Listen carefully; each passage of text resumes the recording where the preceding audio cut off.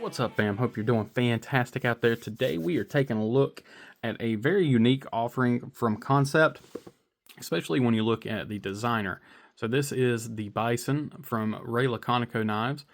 You see all your specs. It is a 4.26 inch blade, S35, purple anno titanium, a absolute beast of a blade. Very much deserving of its name. So this is essentially designed to be a folding buoy. Laconico just kind of wanted to take an extreme departure from his normal, sleek, gentlemanly knives, and just wanted to completely flip the script on that and just do something out of the ordinary for him and pay homage to a classic design. Has a more modern style handle here, but that very, very classic buoy blade shape.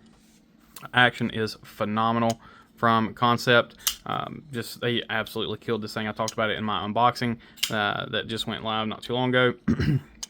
This thing is just insanely good. Like, just, oh my goodness.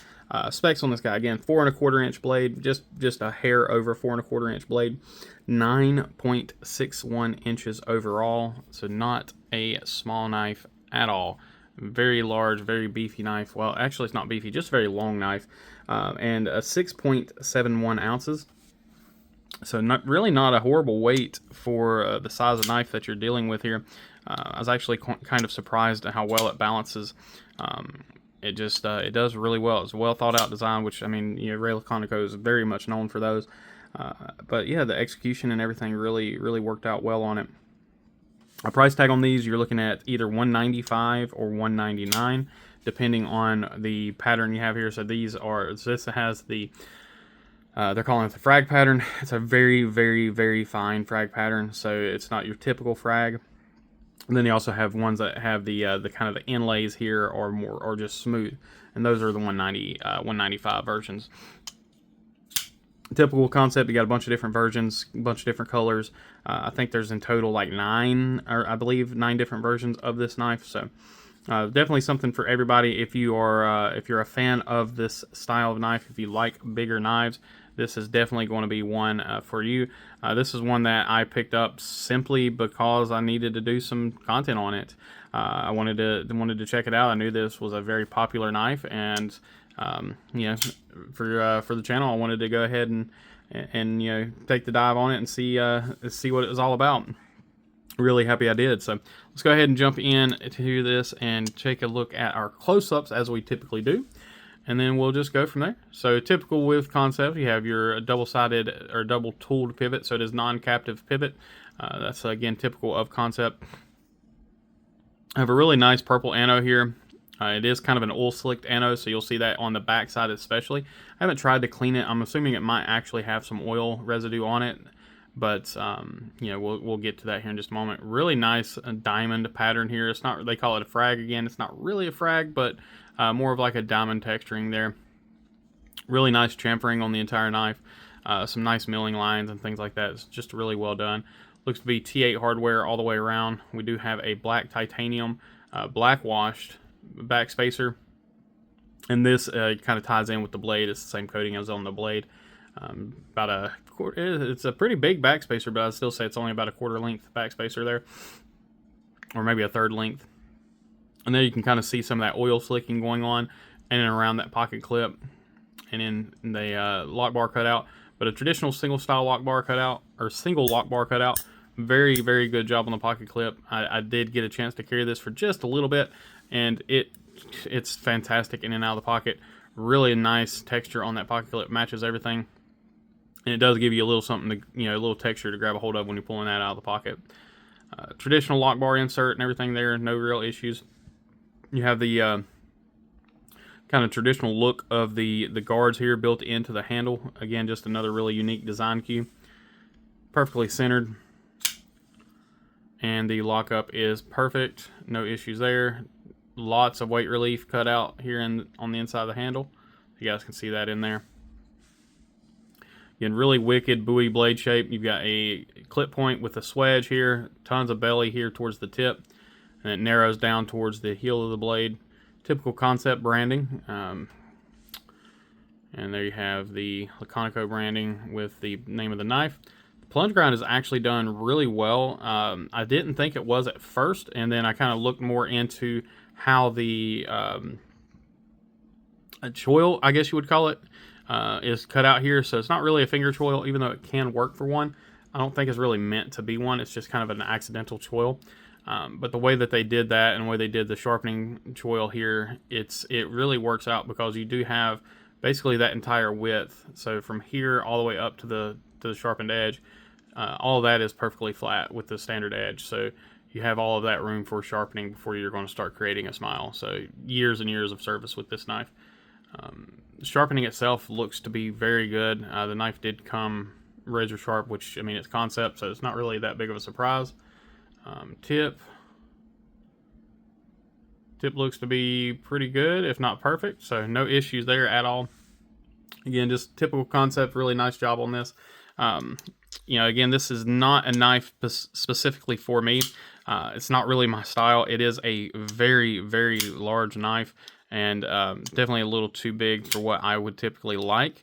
However, taking my personal opinion out of it, the knife itself is phenomenal. Really, really, really good job on this knife. Like I said, the action is just insanely good. I mean, it's to have this large of a blade and just be controlled. Really, really quite impressive to have that large of a blade, have a very controlled drop on it. Ergonomics, for my hand, I do get a hot spot, and it's just because of my hand size. So where I get the spot is right here, because the way my hand kind of wants to crowd in here onto this finger choil.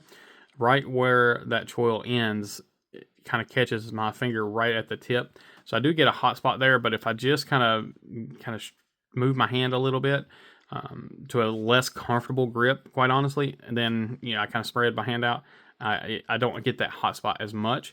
But then because I'm moving my hand down, I do get a little bit of a spot down here on the clip. So again, that is just simply from my hand size. Now, that hot spot isn't going to cause any issues in daily use. If you're using a knife hard, you know, cutting 100 Amazon boxes up, you know, whatever, breaking down a bunch of cardboard, you might start to feel something from that. Or at least I should say I might. You know, if you're shopping for this knife in particular, you are a big knife fan. So chances are you have larger hands and you're not going to have an issue where I do.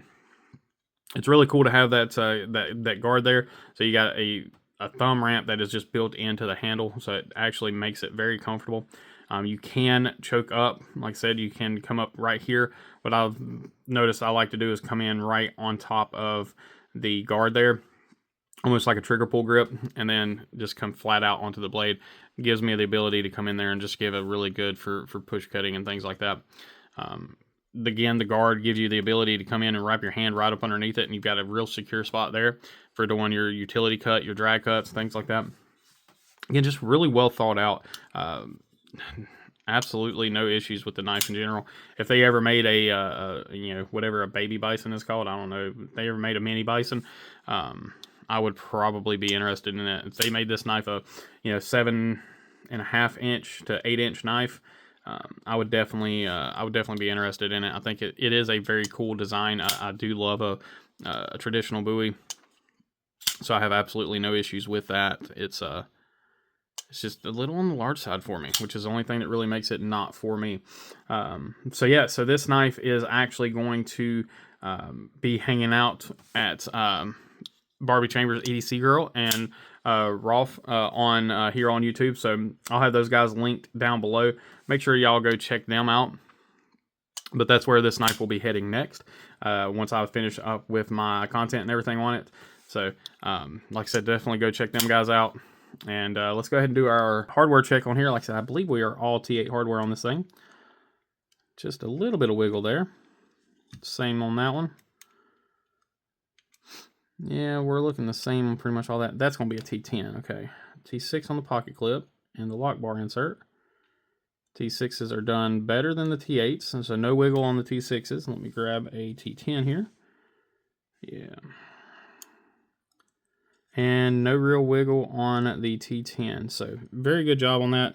The T8s could be a little bit better, but they're definitely well within reason. So let me know what you guys think. This is one that I really enjoyed getting to spend some time with it. I definitely do not regret picking it up. So if it's one, and it's not even a knife that was, it's a knife that I knew wasn't going to be for me, and I don't regret picking it up. So if it's one that you have had on your radar, definitely grab one while you can. I do know this specific one is actually almost out of stock. I know on the non-US it is out of stock, and then US it has very low stock is what it says on the website at the time of filming. So I'll have that link down below, as well as Barbie and Rolf. All that'll be down below. Make sure you guys check everything out. As always, I appreciate each and every one of y'all. Please remember to be kind, be humble, and be EDC. Take care.